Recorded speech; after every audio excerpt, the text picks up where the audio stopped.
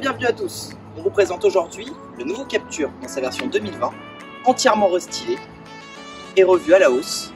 Et je peux vous dire que là, c'est pas juste un restyling, mais une plateforme complètement revue et elle a fait un sacré bond en avant. Allez, approchez, on va vous le présenter. On vous présente aujourd'hui dans sa robe bleu Héron en finition business, donc qui est un intermédiaire entre le Zen et l'Intense, qui est un excellent compromis de ratio équipement et prix. Et en motorisation, DCI 115 chevaux. Donc certes, aujourd'hui le diesel n'est plus la star du marché, mais ça reste encore un excellent compromis. Et c'est sûr, on va énormément le comparer aujourd'hui à son concurrent direct, mais bien plus cher, le Peugeot 2008. Premier point pour ce nouveau Captur, sa présentation extérieure. Donc, elle a été complètement revue. Et la marque aux losanges a quand même conservé l'ensemble visuel de ses véhicules et ses nouvelles faces avant.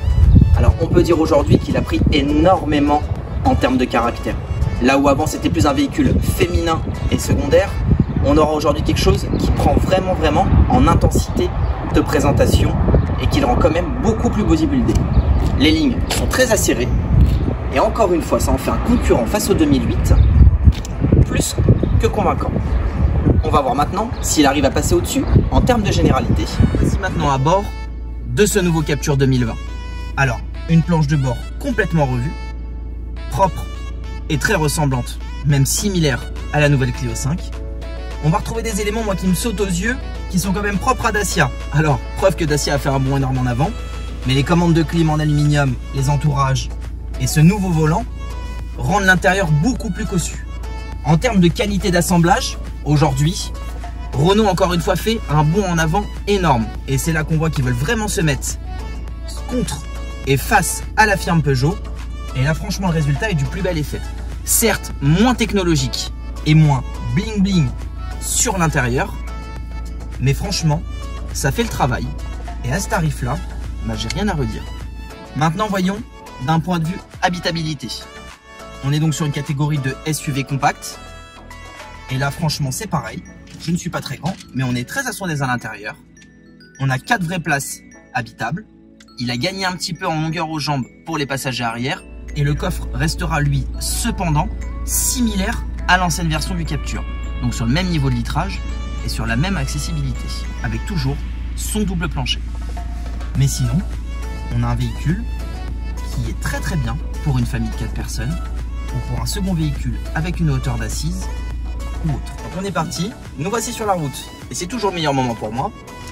On va prendre le volant de ce nouveau Captur. Alors déjà ressenti numéro 1, une direction très souple par rapport au Peugeot 2008 qui sera un poil plus dynamique de ce côté là. Alors est-ce que c'est forcément ce qu'on demande à ces catégories de véhicules là? Pas forcément pour moi et à mes yeux. Et numéro 1, perceptible, le 4 cylindres diesel n'est pas trop présent dans l'habitacle, ce qu'on avait pu reprocher aux anciennes versions de ce Renault Captur. Et on a une insonorisation là qui est franchement plus que convenable, voire très bien pour cette catégorie de véhicules. On a un amortissement très confortable, une assise très souple. On pourrait presque le comparer à du Citroën et c'est assez impressionnant concernant la marque, qui vise généralement un peu plus une polyvalence entre le dynamisme et le confort.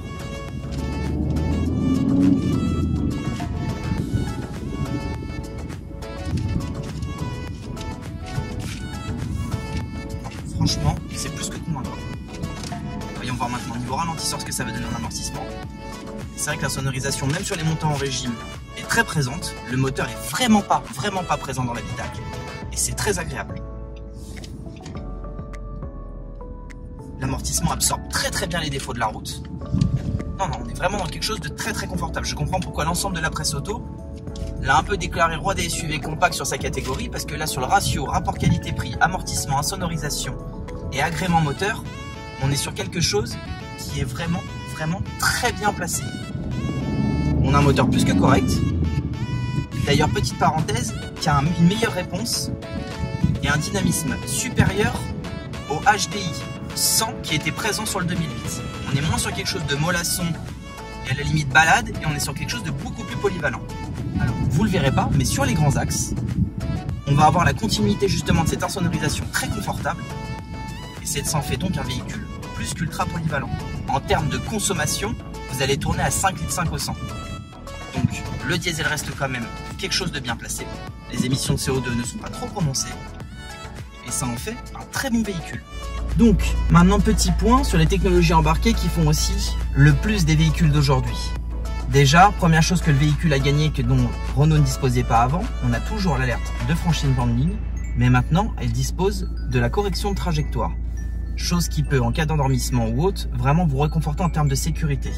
Le véhicule pourra disposer d'une caméra 360 degrés en option ou d'une caméra de recul avec radar avant-arrière dans le pack City+. On aura 2 niveaux de GPS en termes de taille d'écran. Donc celle-ci est la taille standard. On pourra passer sur du 9.3. On reviendra dessus sur un autre essai parce que je demande à voir ce que ça donne en termes de visibilité et d'occupation d'habitacle. Certes, ça fait plus technologique, mais ce sera peut-être un poil trop grand, pour moi en tout cas.